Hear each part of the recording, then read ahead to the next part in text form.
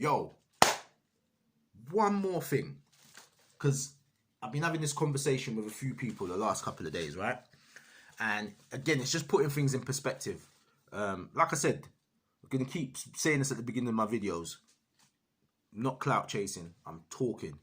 And my whole thing is, every time I go on this, every time I do a post, I do a vlog, I'm just looking for one person who wants to start a new conversation or have a new connection and then share intelligence. I'm not here for the troll. No, furthermore, I want the trolls to come because I like to see the new foolishness that you lot come out with, yeah? Because you ain't got time, you ain't got positive stuff going on in your life. So the best thing to do is to be a keyboard warrior and just chat rubbish. But the main focus of what I'm here for is to make new connections with people so we can come up with newer ideas or to build on something that's already there to make it better for black people, essentially, because I'm black. But I'm there for anybody else as well who is sick and tired of just being crushed in our society. I've been fighting against inequality all my life, I would say, but from a professional standpoint, for the last 22 years, I've been working for 22 years. My career, it spans 22 years. I might not look it in the face because I'm young and fresh, but yeah, that's what I've been doing. So this ain't a game for me. It's a daily battle. Daily, right? I'm against inequality. I don't like some people benefiting from something from an immoral standpoint and others are suffering for it. The game should be like that. We've got this society that we're told that, you know, it's all about, you know, you got to work hard, pull yourself up by your bootstraps, all these nonsense cliche lines, which is, it's not, again, conflation. It's true, but it's not true. You can only pull yourself up by your bootstraps if you've got the bootstraps. Do you know what I mean? You ain't got no bootstraps, what you're pulling up. And that's what a lot of black people in particular, what we've had to go through. We've been given nothing, and then you've got to make something out of it. And then the thing is, you make something out of the nothing that you've got, and people still want to crush it. Right? And that's the battle that we have. But the reason why I'm doing this post here, this post is about why is the George Floyd death the tipping point? Because a lot of people this week have been like, it's the tipping point, it's the tipping point, it's the tipping point. And I'm like, yes and no at the same time. Now, some of you might come for me and be like, no. What do you mean no? Right? And now you're listening very attentively to what I'm going to say next. What I'm going to say to you is this. The killings of unarmed black people under the hands of police, it's not shocking anymore. It's not actually shocking anymore. A lot of us have been desensitized by this. I don't watch the videos, right? I stopped at who was it? It wasn't Trayvon. Sandra Bland. I think Sandra Bland was the last one I watched, like when it happened. I've seen a few videos of the other ones that have happened since, but I stopped. I stopped because the mental trauma of seeing, you know, civilians. This is not a movie. You know, like when you watch like a Schwarzenegger film or something like that. You're seeing people die, and it's part of the film. You know they're not dead in real life. When you watch something and someone dies in real life, you know that's it. That is dead. So now I'm very I don't know what you would call it, but the way I am as a person, when something happens to someone, it's almost like I jump into that person's body and almost try to think what did they feel at that last moment, like, or you know what I mean? I'm like that. So the fear that the Sandra Bland must have had, the fear that Trayvon Martin must have had, the fear that George Floyd must have had, I feel it. Because I'm like, you know, because I've been on the other side where I've been attacked by police, you know what I mean, many times. And you don't know if this is your last battle with them. You don't know. You know what I'm saying? I'll make another video on that, actually. Because I think it's important to talk about certain experiences and share it. Because again, a lot of people are holding trauma inside and they're not releasing it. If you're not talking about certain demons you've got, you'll end up just keeping it inside, and it almost like it rots away at you. Do you know what I mean? You have to find channels and avenues to get, you know, that out. But going back to the George Floyd, why has it really tipped people over the edge? And I'm going to tell you why. Because there hasn't been any distractions since that happened. What has normally happened with us, the reason why the other deaths, Philando Castillo, you watch all of these shootings and you're like, this is horrific. And like I said, I stopped watching them because it was just putting me in a dark place all the time. It's like, do you know what it's like? It's like, and I'm not digressing, I'm still going to go back to that point. I spoke to someone a while ago. Again, you guys might disagree with this, right? A few years ago, I had conversations with people about 12 Years a Slave, the film 12 Years a Slave. I've never watched that film. I've never watched that film. I don't think I ever will. Someone said to me, but how could you not watch that film? You need to see what happened. I know what happened. And I'm still living what happened in that film, if you catch what I'm saying. The reason why I didn't watch 12 Years a Slave, I've seen Color Purple, I've seen Amistad, I've seen Mississippi Burning, I've seen, what's the film in my head? It's gone. Another slavery film, can't remember. I saw a film called Rosewood, which was a slavery, it was about the town, Rosewood.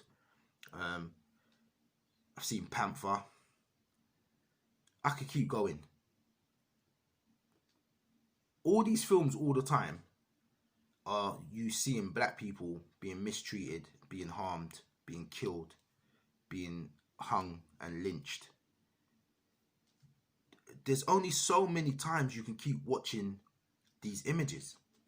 And part of me was thinking, is this some kind of game? Like, in the sense of, you know what? Black people they're making more money now. They're making progress in certain areas of employment and economically, certain places. It's still not big enough. But you're making moves, right? But then it's almost like every year, but let's just make sure we keep them in their place though, mentally. Let's remind them where they come from. So you get a slavery film. Like, if you look at cinema, you get films La La Land, you get Mission Impossible, you get Fast and Furious. So you get all these great films, Hollywood, diverse or very white driven, white orientated, white actors. But the black film is always the one where you got the trauma. You've got the killing. You got the mishaps. You ain't got the black Mission Impossible. You ain't got the black Fast and Furious. You're getting, and then I know right now you're gonna get some idiot. If some troll is watching this, you're gonna get some idiot troll that's gonna go back and find a film that's got a black person in it. Maybe they'll find Idris Elba or something like that. But it's not the same. So for me, I'm not gonna keep watching these slavery films that I know there's no happy ending. You know, there's no happy ending. I know what's happened because I've read the book. I know what happens. You die at the end. You know what I mean? Because unless 12 Years a Slave fast forwarded to 1968, 1969, 1970, or 2020, unless it fast forwards at the end that shows black people now working and doing little things, I know how it's gonna end. Should I tell you? I haven't watch this test. I haven't watched any scenes in 12 Years a Slave. Let me tell you what happens in it. There's someone that gets whipped in the field. There's gonna be many people getting whipped. There's gonna be white slave owners calling the black people the N-word. There's gonna be one black slave is gonna not be having it, and he's gonna rebel, but he's gonna get killed. He's gonna get killed. He's gonna rebel, but he's gonna die because he can't get off the plantation, right? Then there's gonna be a black woman in it who is she's gonna probably be speaking to a white person in it and trying to get some humanity, but she'll get raped in the film and she'll get abused. Maybe she even gets killed as well, right? And then the main slave person is gonna still keep trying to fight, still keep trying to scheme and get away, and will die in the end, or they end up getting into the plantation house and can live in there. But that's not heaven. That's gonna be the film. I'm telling you. I haven't seen it. I haven't seen 12 Years a Slave. I bet you that's the film. So how many times are you going to keep regurgitating these different ways to show oppression? I'm not doing it anymore. I don't need to, because I've got enough information, and I read books. I haven't read everything. You're still picking things up, but I read. I'm not paying money to go to a cinema to watch oppression. You're mad. So that's what I'm saying to you. I'm not doing it. I'm not doing it. Going back to my original point, though, I digressed a little bit, but it's all coming to the same place. George Floyd, why it's a tipping point? It's only because people have not been able to go out. COVID has shut everything down. We know I tell you what would have happened normally. George Floyd, what would have happened to him would have happened to him. The majority of us would have seen the video. Some people would have gone and protested, right? The police would have got off. And what would have happened? We would have had football, the Oscars, motor racing, Britain's Got Talent, some political stuff, a bit of this and a bit of that, and we all would have been distracted doing our thing. So George Floyd's story would have just slid to the side. Those who are involved would be there, but the others that are like, that's really bad, but they would have just been over there. COVID locked it down. So on loop, people were watching this video of this guy getting taken out. And it's like, wow. And because now you're getting it on loop, now you're mad. Because like, right, so I've had to stay in because of coronavirus. And on top of that, this has happened. On top of Ahmaud Arbery, on top of Breonna Taylor. So when people have seen what we are going through all the time, and what we see all the time as black people on loop, and there's no distractions to stop you, where are you going to put your energy? That's what's going on. That's what's going on. That's why so many people have been mobilized by this moment, and that's why there's a global outrage. You know what I mean? Because let's make it clear. Trayvon Martin's murder should have been a global outrage. The guy was walking home eating Skittles and got profiled and got killed. And then the person said, stand your ground, because the law protected them. That should have been a global outrage. Do you see what I'm saying? That should have been, there is no other argument, right? But there was people who were still arguing on Zimmerman's behalf. How do you look at that situation and see that? But this is the world that we live in. This is the world that we live in. And there's some people who got the 3D glasses on and they can't see nothing properly. That's what they got, the 3D. They're like, oh my god, everything's great. And it's like, no, it's not. But you want to play like you're in this other world, like you don't see what's going on. So when I'm hearing people say right now, oh, I'm so outraged. Oh, I know I've got privilege now. Personally, I don't care in that sense. What are you doing about it? I'm not here for the talk. You can put up whatever you want to put on the screens, right? I put information out and I hope people take the breadcrumbs and they run with it. My whole thing is this. Don't talk about it, be about it. Straight. That's it. Don't keep talking. You know what I'm saying? Anything I'm saying to you on this video, on any video that I make, I'm about it. I'm out there. I work out there. I work with the young people. I work with the elderly. I work with the mums and dads. I work with the single people. I'm out here. I don't have to prove my record to anyone. So when I come and talk on here, I don't need no validation. I know what I know. I'm speaking it. I don't care. I'm not famous, so you don't see me out here. But it don't mean that things ain't happening. So I'm not. That's why I said to you, I don't argue with trolls. I don't need to argue with a troll because I know what I know.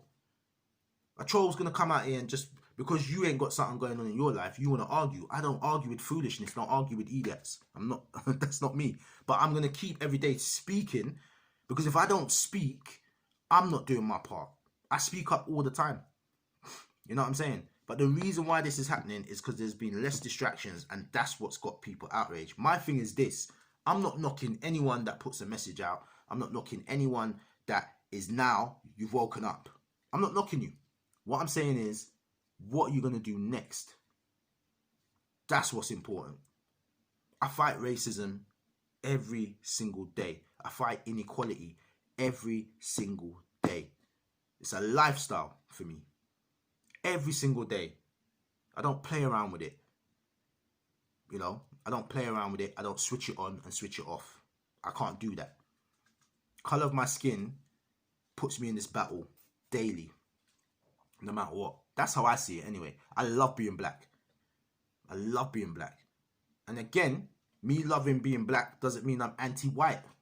Because again, conflation. People try to say to you, once you say you're pro-black, you get people trying to come for you. Oh, man, that's racist. Okay, you say that. I ain't got time for you. But I'm just telling you, people, if you're about tackling inequality, don't let this George Floyd moment pass you by. Don't go to the rallies and the protests and then put it on your Facebook and your timeline.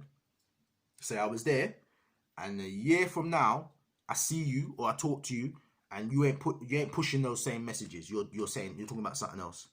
You're talking about Love Island or something else. Like this is an everyday fight. Anti-racism is an everyday fight with no option to sign off apart from when we win.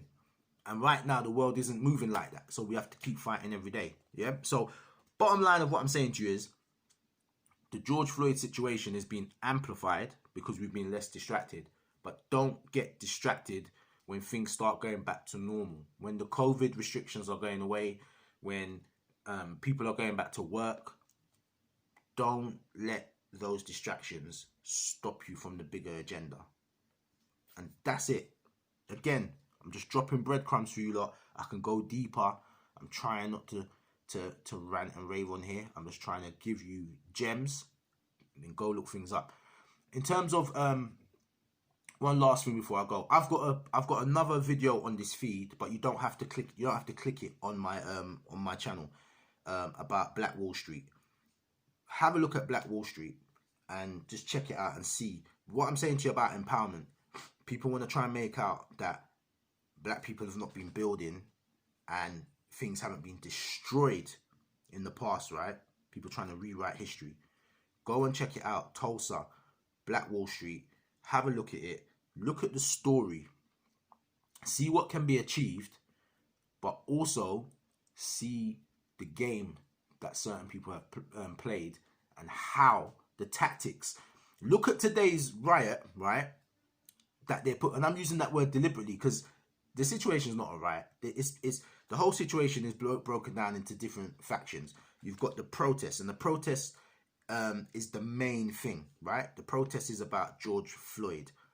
You've got people deliberately, again, conflating the situation and wanting the riot and the looting to dominate, right? But check out Tulsa, because remember what I said to you in the previous video, go back. To understand what's going on now, you've got to go back and watch what's been happening. And once you do that, all the pieces of the jigsaw, they start to fit and they start to make sense. But anyway, I'm going to drop another one tomorrow. So until then, peace.